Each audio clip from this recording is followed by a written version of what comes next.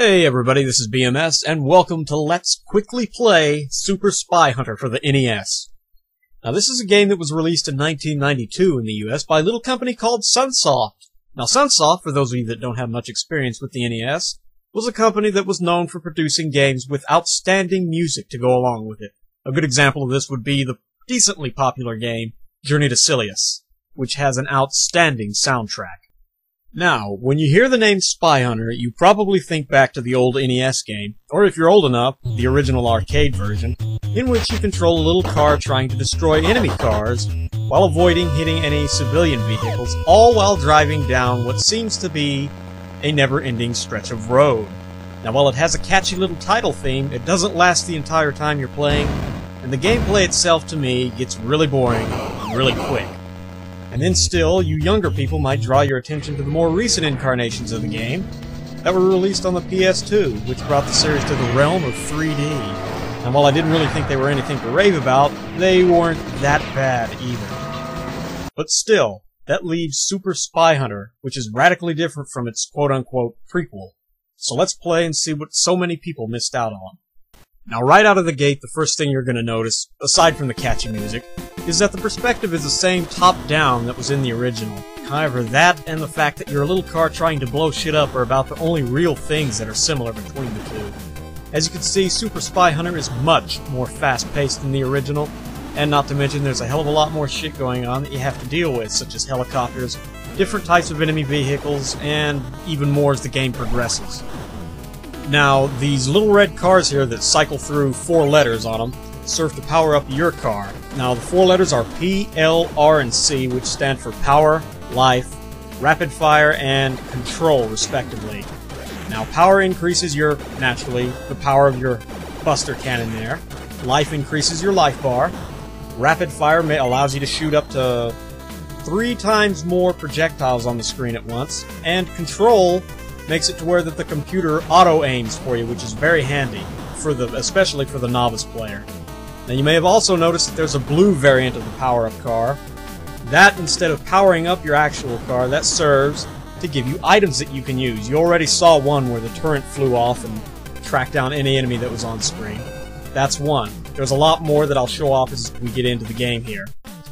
Now, one thing that you really have to notice that's a lot different from the original Spy Hunter is that the terrain that you're going on here, the road, changes from road to bridge to water, everything like that, and it starts to move back and forth. So it's really, like I say, an entirely different experience than the original Spy Hunter.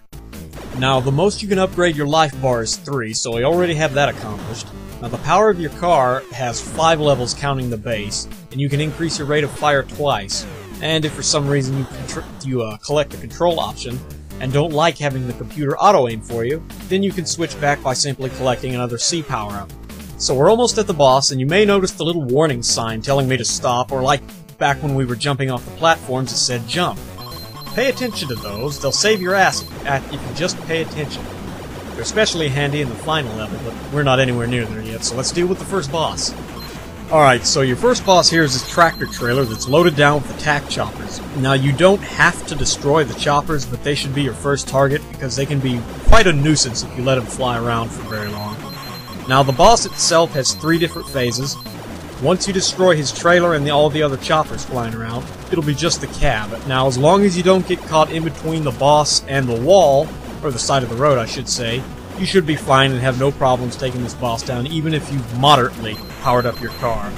Also, this is where switching between auto-aim and manual control for your guns comes in very handy. The general rule is that for the main part of the stage, you're going to want to have the computer control your guns. It just makes it easy. There's a lot more enemies on screen. Makes it easy to have the computer take care of it for you. However, when you deal with the boss, since it's usually just one target, you're going to want to have manual control over your turrets so you can pretty much concentrate your fire. Because with the computer, it'll sometimes not aim properly and you won't get the most bang for your buck. Now, the second level here, as you can see, is mostly off-road, but that's not the major change. The main thing is that if you don't have your fully powered car, your car changes color to this green thing. And I have no idea why they did this. It doesn't change the gameplay any. So basically all it is just an aesthetic change, and it's really weird. and I have no idea why they did this, but whatever. Now, we're introduced to a couple of new enemies here, minor things, and a couple of new items there. That bee that I just used there was a bomb. Now, naturally it damages everything on the screen, but it has a better use for that. If you can save that for the bosses, it comes in very handy, because not only does it damage them, it also destroys any of their little bullets that are on screen, much like those helicopters there. And here we have our fully powered car. Nice blue, and it actually has a little bit higher top speed than the rest of the cars, so you're going to want to watch out for that in the final level. I'll explain about that. Now that item I just used there, the T, was, as you saw, added spiked tires to your car. And instead of taking damage from running into the walls, you can bounce off them and damage enemies. That's a power-up that one enemy car in the original Spy Hunter had, I do believe. Now this area here is pretty tricky.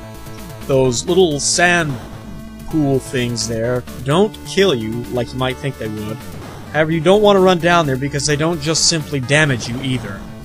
They actually have a little bit nastier trick up their sleeve. If you get caught in the center of one, it will take away one of your life upgrades. So yeah, that really sucks. Which I think I'm stupid. Yeah, there we go. Perfect demonstration right there.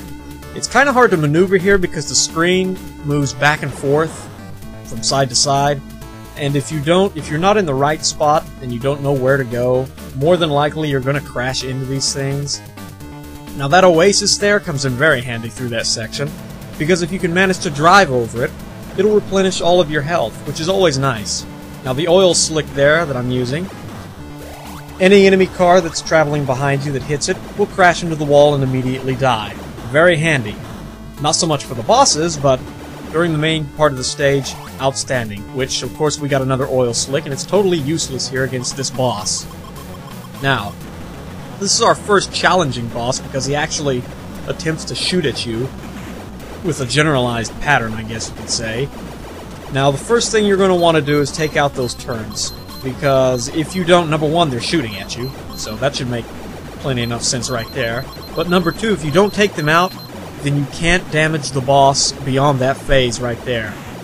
And then once you do that, just line up your little boss-raping car here. Don't worry about the missiles, those two won't damage you enough. And take him out. Now he has a suicide strike that he's going to use here. And just as long as you're not standing in front of that thing that I'm shooting there, his little tread, you should be safe. So don't be a dumbass and stand right and position your car right under him. And with that out of the way, we're fully powered, and we're going into the third level.